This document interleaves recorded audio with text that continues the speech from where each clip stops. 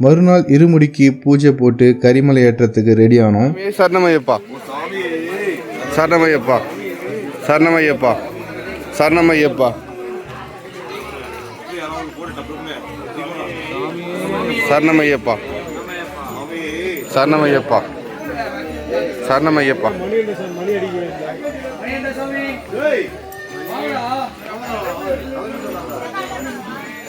ஓப்பனா